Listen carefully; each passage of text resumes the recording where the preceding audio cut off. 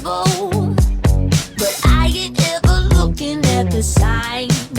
Maybe it's easy not to pay attention.